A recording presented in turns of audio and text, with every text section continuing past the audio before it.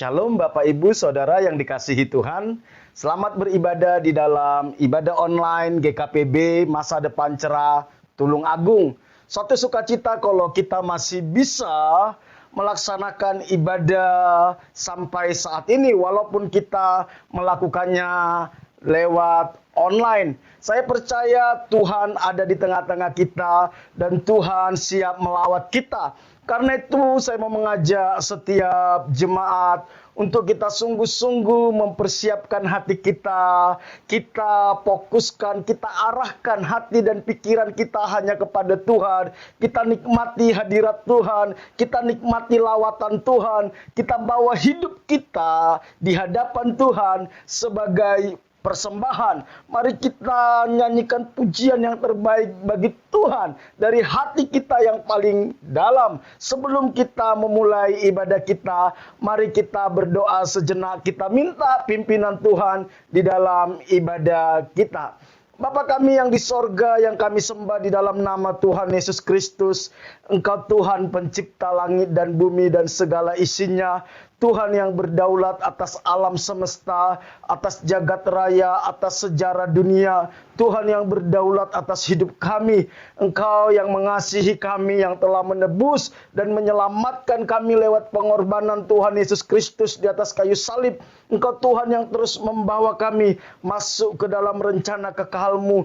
Terpujilah nama-Mu Tuhan, dikuduskanlah nama-Mu. Datanglah kerajaan-Mu, jadilah kehendak-Mu dalam hidup kami. Pada pagi hari ini kami datang di hadapan-Mu, menaikkan korban syukur kami. Terima kasih atas perlindungan, penyertaan, dan pemeliharaan Tuhan dalam hidup kami sampai saat ini. Kami bawa hidup kami di hadapan-Mu sebagai persembahan. Lawat ibadah kami, lawat setiap anak-anak-Mu yang mengikuti ibadah online. Kami percaya Roh Kudus ada dalam hidup kami. Engkau ada bersama dengan kami. Engkau yang membawa kami masuk ke dalam hadirat Bapa, menikmati hadirat Bapa, mengalami pemulihan yang daripada Tuhan. Terima kasih Bapa, kami siap memulai ibadah kami. Dalam nama Tuhan Yesus kami berdoa kepada Bapa di sorga. Amin.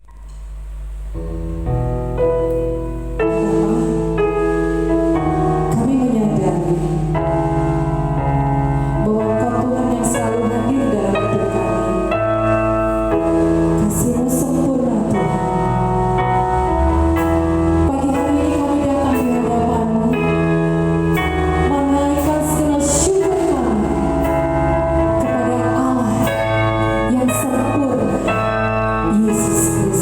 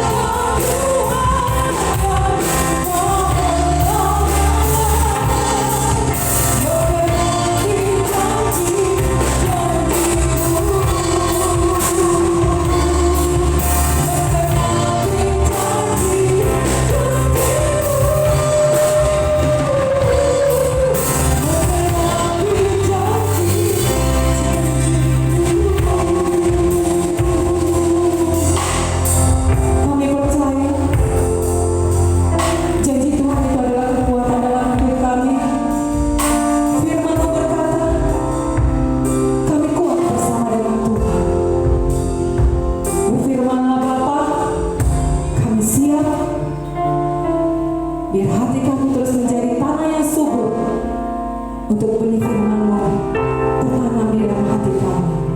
Dalam nama Tuhan Yesus, haleluya. Amin.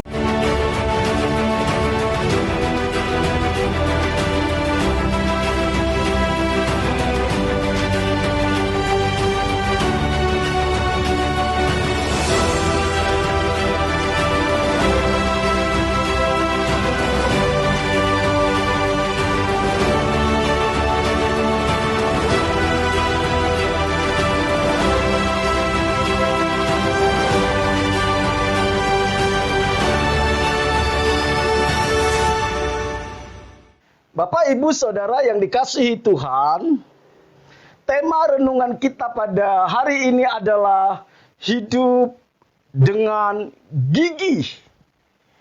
Hidup dengan gigi. Saya mau mengajak kita membaca Alkitab kita dari Rut pasal 2, ayat 1 sampai 7. Saya akan bacakan bagi kita semua. Ayat 1. Naomi itu mempunyai seorang sanak dari pihak suaminya, seorang yang kaya raya dari kaum Elimelek, namanya Boas. Maka Rut perempuan Moab itu berkata kepada Naomi, "Biarkanlah aku pergi ke ladang memungut bulir-bulir jelai di belakang orang yang murah hati kepadaku." Dan saut Naomi kepadanya, "Pergilah, anakku." Ayat 3. Pergilah ia lalu sampai di ladang dan memungut jelai di belakang penyabit-penyabit. Kebetulan ia berada di tanah milik Boas yang berasal dari kaum Elimelek. Lalu datanglah Boas dari Betlehem. Ia berkata kepada penyabit-penyabit itu, "Tuhan kiranya menyertai kamu." Jawab mereka kepadanya, "Tuhan kiranya memberkati Tuhan."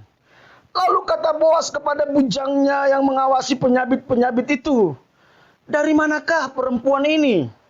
Bujang yang mengawasi penyabit-penyabit itu menjawab, "Dia adalah seorang perempuan Moab.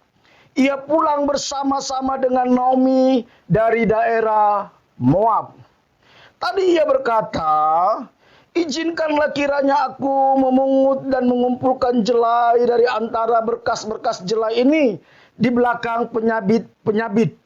Begitulah ia datang dan terus sibuk dari pagi sampai sekarang, dan seketika pun ia tidak berhenti. Bapak, Ibu, Saudara yang dikasihi Tuhan, sebelum saya melanjutkan renungan kita pada hari ini, saya mau mengajak kita menyaksikan sebuah video yang singkat sekali, tetapi punya makna yang sangat luar biasa, yang sangat memberkati kita. Mari kita saksikan video berikut.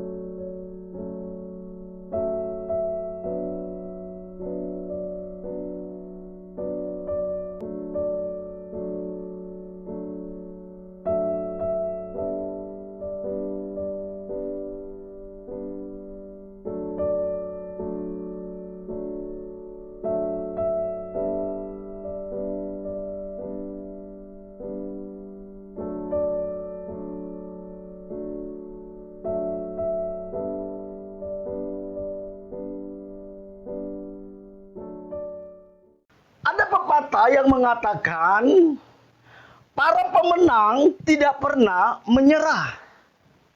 Orang yang mudah menyerah tidak akan pernah menang. Pepatah mengatakan para pemenang tidak pernah menyerah. Orang yang mudah menyerah tidak akan pernah menang. Bapak, Ibu, Saudara yang dikasihi Tuhan, kegigihan adalah salah satu karakter yang dimiliki oleh orang-orang pemenang. Kegigihan merupakan salah satu modal yang dimiliki orang-orang yang disebut sebagai pemenang. Mereka sering mengalami kegagalan. Mereka sering mengalami kekecewaan. Mereka sering mengalami dikhianati. Bahkan mereka sering mengalami ketertolakan. Namun mereka memutuskan untuk tidak menyerah dengan keadaan. Mereka tidak mau fokus kepada masa lalu mereka. Mereka tidak mau fokus kepada kelemahan-kelemahan mereka. Mereka tidak mau fokus kepada kegagalan-kegagalan mereka. Mereka tidak mau menyalahkan orang lain. Tidak juga menyalahkan keadaan. Bahkan mereka tidak menyalahkan diri mereka sendiri. Tetapi mereka menikmati setiap proses kehidupan, walaupun setiap proses itu menyakitkan. Proses yang menyakitkan itu mereka nikmati. Itulah yang dialami oleh para pemenang.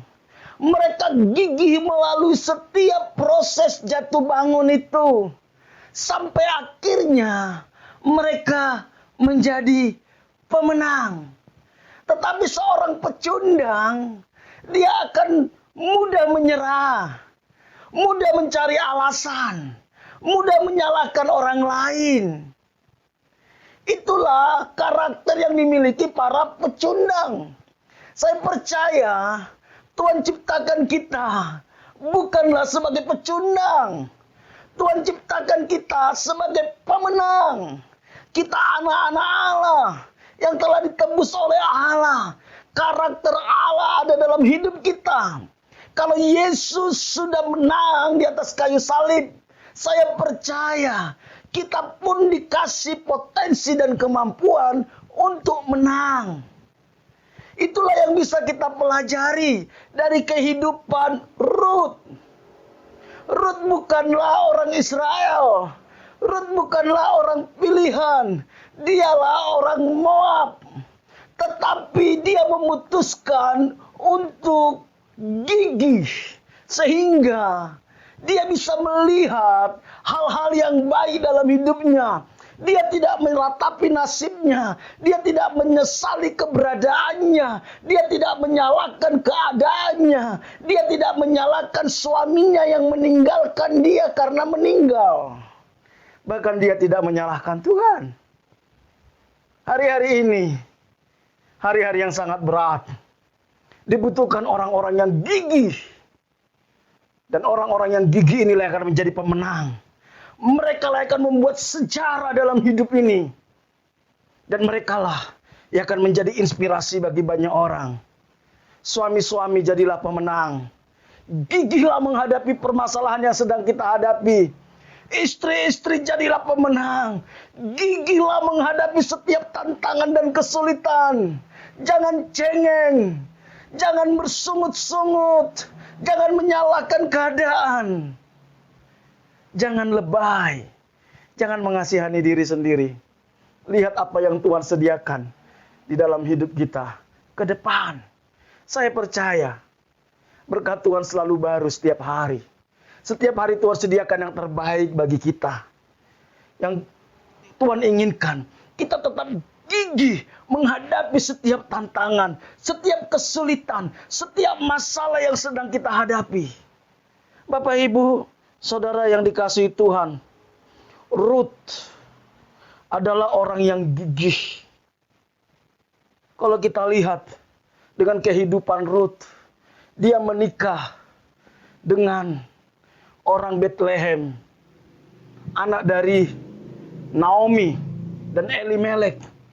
Ketika dia menikah, tidak lama kemudian suaminya meninggal.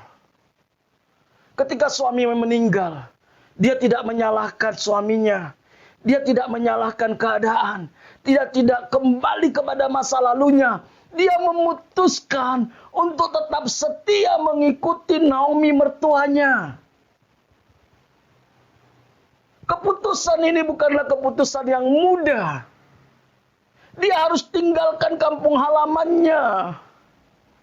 Dia harus tinggalkan sanak saudaranya. Dia harus masuk sebuah negeri yang baru yang dia tidak pernah tahu. Bahkan dia tidak pernah tahu apakah dia diterima di negeri itu.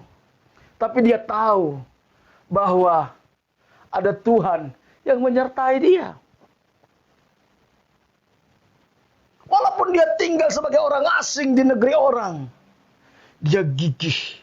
Bapak, Ibu, Saudara yang dikasihi Tuhan, melalui kehidupan Ruth, kita bisa melihat ada ciri orang yang hidup gigih. Ada 3 ciri orang yang hidup gigih. Dan saya percaya, setiap orang yang gigih, satu saat mereka akan menikmati hasil dari kegigihannya. Mereka akan melihat kebaikan demi kebaikan di dalam hidupnya. Yang pertama yang bisa kita pelajari dari kehidupan Ruth adalah orang yang gigih tidak akan menyerah terhadap kesukaran. Orang yang gigih tidak akan menyerah terhadap kesukaran. Bapak, Ibu, hidup di dunia ini nggak bisa kita lepaskan dari kesukaran. Sejak manusia jatuh ke dalam dosa, tentu kesukaran itu menjadi bagian dari kehidupan kita. Tetapi yang terpenting bukan kesukarannya, tetapi bagaimana kita meresponi kesukaran itu. Apakah kita menyerah terhadap kesukaran itu? Atau kita menaklukkan kesukaran itu? Saat Ruth pindah ke Bethlehem dari Moab, kita tahu kehidupan mertuanya sangatlah miskin. Mertuanya Naomi dan Elimelek beserta kedua anaknya, mereka meninggalkan Bethlehem karena di Bethlehem saat itu terjadi kelaparan. Tentu mereka sudah mengalami kesulitan di Bethlehem sehingga mereka harus ke Moab. Tetapi ketika Naomi kembali ke Bethlehem, kehidupannya jauh lebih miskin lagi sebelum mereka meninggalkan Bethlehem. Jadi ketika Ruth mengikuti Naomi ke Bethlehem, tentu kehidupan Naomi sangatlah menderita. Sangatlah menderita. Tetapi itu tidak membuat dia mengasihani diri. Itu tidak membuat dia meratapi nasib dan kembali ke Moab.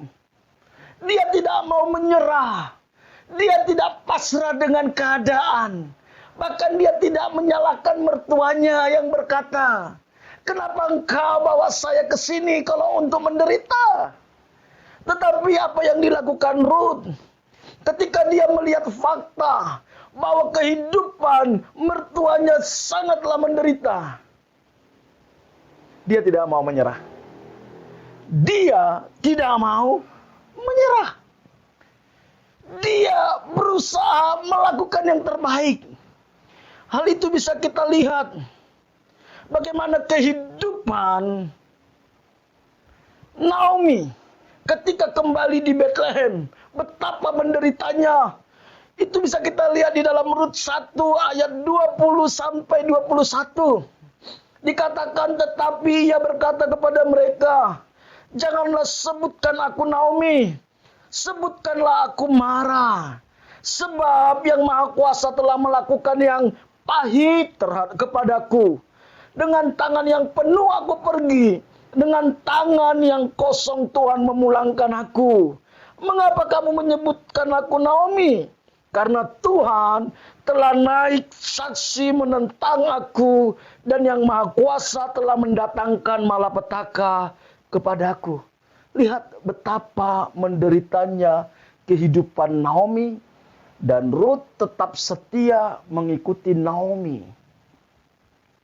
Tidak ada jaminan lebih baik di Bethlehem.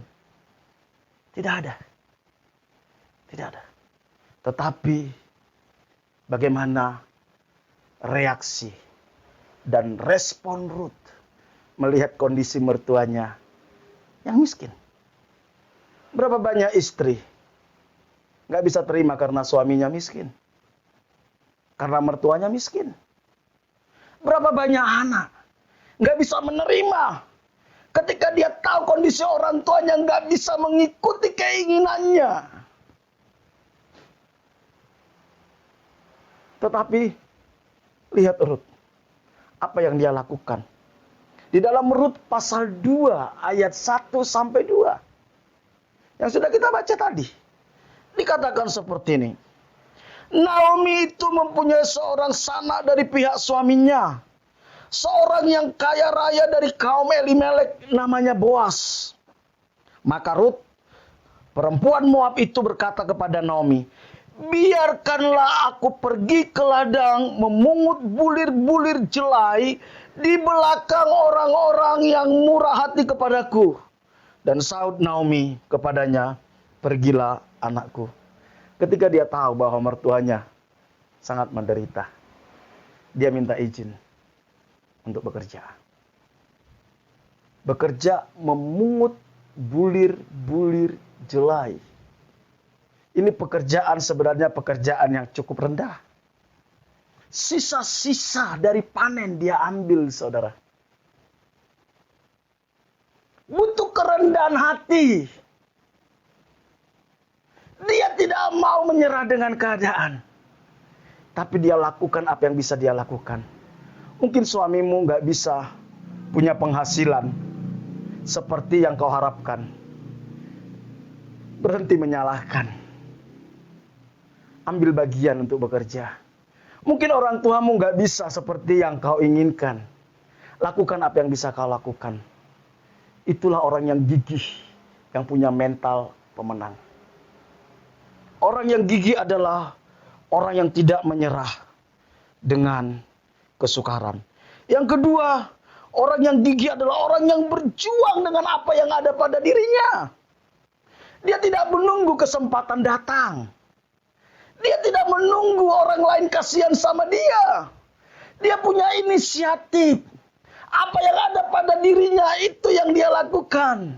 Dia tidak menuntut harus punya modal, harus punya ini, harus sudah seperti ini baru bekerja. Tidak. Bapak Ibu, perhatikan ini baik-baik. Tuhan menyediakan pertolongan itu ada di sekitar kita. Tuhan selalu menolong kita dengan apa yang ada pada kita, bukan apa yang tidak ada pada kita. Banyak orang sibuk melihat apa yang ada pada orang lain, tapi dia tidak pernah melihat apa yang ada pada dirinya yang Tuhan sediakan. Ada banyak orang-orang hebat di dunia yang penuh dengan keterbatasan. Tetapi ketika mereka melihat apa yang Tuhan berikan dalam hidup mereka, mereka menjadi produktif. Dan mereka menjadi inspirasi bagi banyak orang. Bapak Ibu, jangan bandingkan dirimu dengan orang lain. Tuhan sediakan potensi yang terbaik dalam dirimu. Temukan itu. Hargai itu. Maksimalkan itu. Disitulah letak dari jawaban dari permasalahan kita. Saudara masih ingat ketika ada 5.000 orang laki-laki, belum termasuk perempuan dan anak-anak, mendengar khotbah Tuhan Yesus, saking mereka serius mendengar khotbah sampai kemalaman mereka kelaparan. 5.000 orang laki-laki, belum anak-anak dan wanita. Suatu saat Tuhan Yesus bilang gini sama mereka. Murid-murid berkata, suruhlah mereka ke kota untuk membeli roti.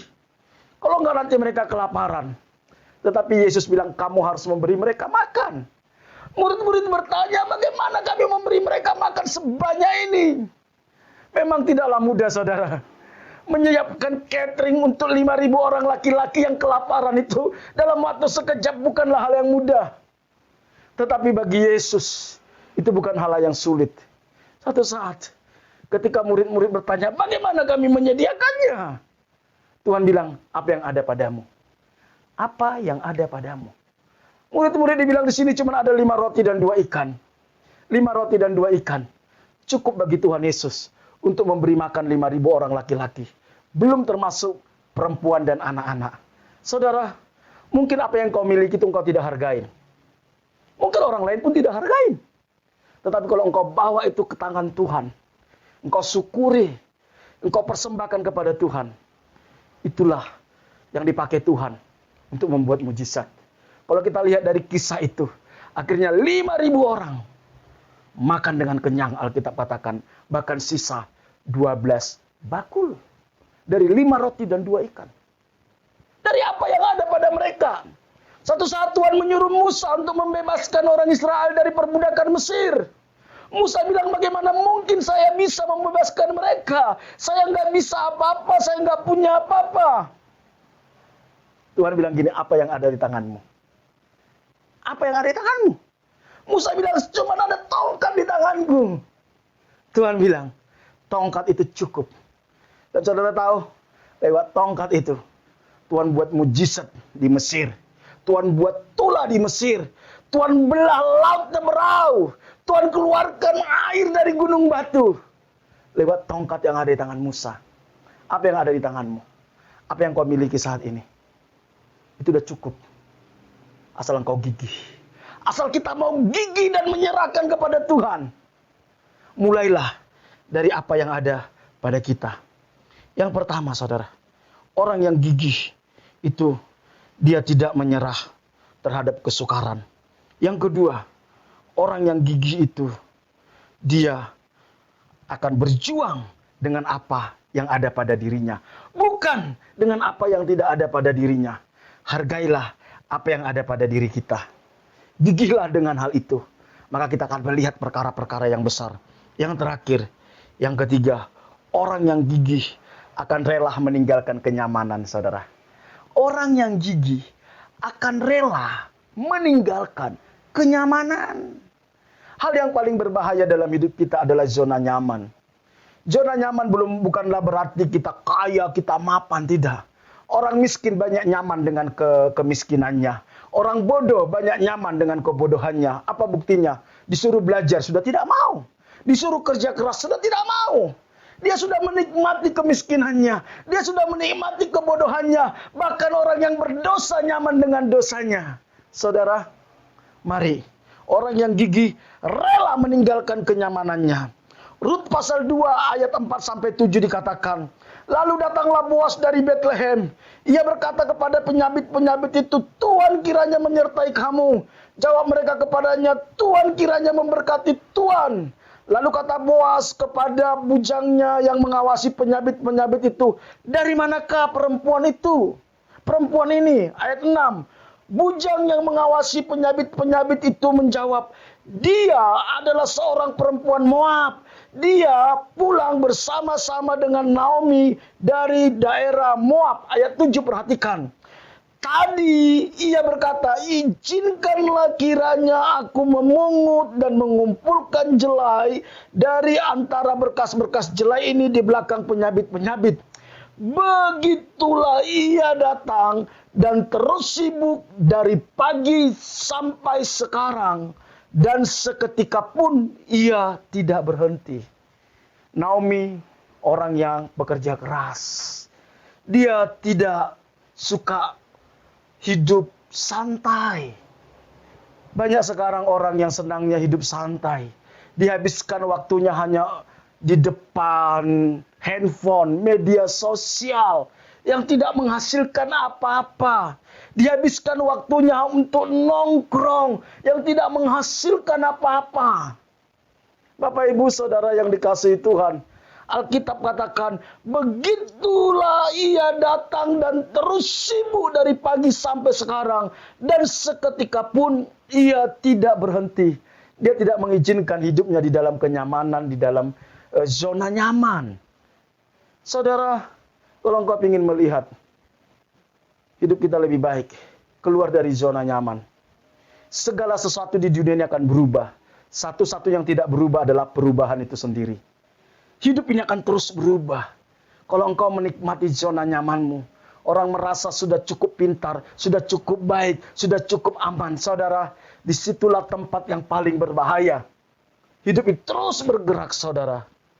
Bapak, Ibu, saudaraku yang dikasih Tuhan. Di akhir video yang kita tonton tadi, ada sebuah kata yang menarik perhatian saya. Dia katakan seperti ini, aku tidak berhenti saat aku terjatuh. Tetapi aku berhenti saat aku selesai. Saudara, perjalanan hidup kita belum selesai. Perjalanan iman kita belum selesai. Perjalanan pelayanan kita belum selesai. Jangan berhenti. Kalaupun engkau terjatuh, bangkit lagi. Kalaupun engkau terjatuh, bangkit lagi. Itu orang yang gigih, saudara. Aku tidak berhenti saat aku terjatuh. Tetapi aku berhenti saat aku selesai. Meninggalkan kebiasaan buruk tidaklah nyaman. Meninggalkan kemalasan tidaklah nyaman. Meninggalkan persungut-sungutan dan menyalahkan orang lain tidaklah nyaman. Meninggalkan kehidupan yang asal-asalan tanpa tujuan tidaklah nyaman. Pertanyaannya, maukah kita meninggalkan semuanya itu? Maukah kita meninggalkan semuanya itu? Sehingga kita bisa melihat perkara-perkara besar terjadi dalam hidup kita. Sehingga kita bisa melihat rencana Tuhan digenapi dalam hidup kita. Mari Bapak Ibu Saudaraku yang dikasihi Tuhan, kegigihan itu menjadi modal penting untuk kita bisa melihat hidup berkemenangan. Kegigihan merupakan satu hal yang sangat penting untuk kita bisa melihat perkara-perkara besar terjadi dalam hidup kita. Ada tiga ciri khas orang yang gigih. Orang yang gigih tidak akan menyerah terhadap kesukaran. Yang kedua, orang yang gigih akan berjuang dengan apa yang ada pada dirinya, bukan apa yang tidak ada pada dirinya. Yang ketiga, orang yang gigih akan rela meninggalkan kenyamanannya. Saudara, kalau saudara sudah terjebak di dalam zona nyaman, ayo bangkit, tinggalkan. Kita harus terus mengalami progres, mengalami kemajuan di dalam hubungan dengan Tuhan, di dalam renungan pribadi kita dengan Tuhan. Jangan-jangan kita sudah nyaman. Bahkan di dalam ibadah online, jangan sampai kita terjebak kepada kenyamanan, sampai kita terjebak kepada rutinitas. Di dalam hubungan suami istri, orang tua dengan anak, mari kita tingkatkan lagi kualitasnya. Di dalam pekerjaan kita, di dalam pelayanan kita, di dalam segala hal. Hidup ini belum selesai. Karena hidup ini belum selesai, Tuhan masih sediakan yang terbaik di depan. Dan itu hanya bisa kita dapatkan kalau kita mau meninggalkan zona nyaman kita. Saudaraku yang dikasihi Tuhan, mari tetaplah gigih. Apapun yang terjadi dalam hidup kita. Jatuh, bangkit lagi. Gagal, coba lagi. Jatuh, bangkit lagi. Gagal, coba lagi. Jangan menyerah. Percayalah, orang yang tidak menyerah akan menikmati hasilnya. Karena Tuhan akan memberkati orang-orang yang tidak menyerah. Mari kita berdoa. Kami bersyukur buat kebenaran firman-Mu Tuhan. Bapa, di masa-masa sulit ini, beri kami hati yang gigih Tuhan. Jangan biarkan kami terjebak ke dalam kenyamanan kami. Jangan biarkan kami mengasihani diri. Mampukan kami untuk melihat rencana Tuhan yang terbaik yang Tuhan sediakan dalam hidup kami. Kami percaya Tuhan. Tuhan punya rencana dalam hidup kami. Berkati setiap umat-Mu Tuhan. Hamba-Mu berdoa apapun keberadaan mereka. Kalau hari-hari ini mereka sudah mulai putus asa, bangkitkan kembali semangat mereka. Buka mata hati dan pikiran mereka untuk melihat kebesaran dan keajaiban kasih karunia-Mu. Buka mata hati dan pikiran setiap kami untuk melihat bahwa Engkau ada Tuhan bersama-sama dengan kami yang tidak pernah meninggalkan kami, yang menyertai kami, yang menyediakan kemenangan kepada kami. Berkati umat-Mu. Sepanjang minggu ini hamba-Mu berdoa. Berkati setiap rumah tangga, hubungan suami istri, orang tua dengan anak sesama saudara. Kasih dan kebenaran-Mu yang memerintah dalam setiap rumah tangga. Pulihkan kesehatan umat-Mu. Kalau ada jemaat-Mu yang sakit hari-hari, Tuhan sembuhkan di dalam nama Tuhan Yesus. Bahwa mereka mengalami kemenangan atas sakit penyakit mereka. Berkati usaha pekerjaan umat-Mu. Apapun yang mereka kerjakan sepanjang minggu ke depan, biar mereka gigih melakukannya bersama dengan Tuhan. Tuhan berkati, Tuhan bukakan tingkap-tingkap langit, Tuhan curahkan berkat-Mu, Tuhan halaukan belalang pelahap. Engkau tolong mereka dalam segala pergumulan mereka.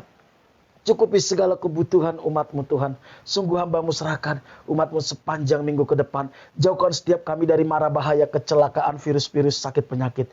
Terima kasih Bapa. Pakai kami menjadi berkat bagi orang-orang yang ada di sekitar kami. Terpujilah nama-Mu. Bapak Ibu yang dikasihi Tuhan, ibadah kita akan kita akhiri. Mari kita angkat tangan kita. Kita terima berkat daripada Tuhan. Bapak Ibu Saudara yang dikasihi Tuhan, tetaplah gigih, tetaplah berjuang. Apapun yang sedang kau alami, percayalah Tuhan tidak pernah meninggalkan engkau. Dia mengasihi engkau. Dia sudah sediakan jalan keluar bagi kita. Temukan itu. Temukan itu di dalam ruang-ruang doamu. Di dalam perenunganmu bersama dengan Tuhan. Temukan. Jangan tinggalkan Tuhan. Jangan kecewa sama Tuhan. Tuhan memberkati setiap kita. Karena itu terimalah berkat daripada Allah Bapa. Diberkatilah engkau pada waktu masuk, diberkatilah engkau pada waktu keluar, diberkatilah buah kandunganmu, diberkatilah adonanmu, diberkatilah bakulmu, diberkatilah hasil tanganmu. Apapun yang kau kerjakan dengan tanganmu, Tuhan akan buat berhasil. Diberkati engkau di kota, di desa, di gunung, kemanapun engkau pergi, tanda-tanda ajaib menyertai engkau. Engkau akan naik dan tidak akan menjadi turun. Engkau akan menjadi kepala dan bukan menjadi ekor. Anak cucumu akan perkasa di bumi. Engkau akan disebut sebagai orang yang beruntung dan berbahagia. Dan lewat hidupmu akan banyak orang menerima berkat yang berasal daripada Tuhan. Jika engkau hari ini sungguh-sungguh mendengarkan suara Tuhan Allahmu yang kusampaikan kepadamu. Dan engkau setia melakukannya, maka berkat-berkat ini akan menjadi milikmu. Karena itu, terimalah berkat daripada Allah Bapa, kasih karunia dari Tuhan kita Yesus Kristus, penghiburan dan kekuatan dari Roh Kudus. Mulai hari ini sampai Tuhan Yesus datang kedua kali. Dalam nama Tuhan Yesus, setiap kita yang diberkati sama-sama katakan amin. Bapak Ibu Saudara yang dikasihi Tuhan, ibadah online kita selesai. Sampai bertemu dalam ibadah online minggu depan. Bagi Bapak Ibu Saudara yang digerakkan Tuhan untuk memberikan persembahan, baik itu persembahan persepuluhan, persembahan syukur, persembahan pembangunan maupun persembahan misi, saudara bisa langsung menghubungi bendahara gereja kita. Tuhan Yesus memberkati kita semua.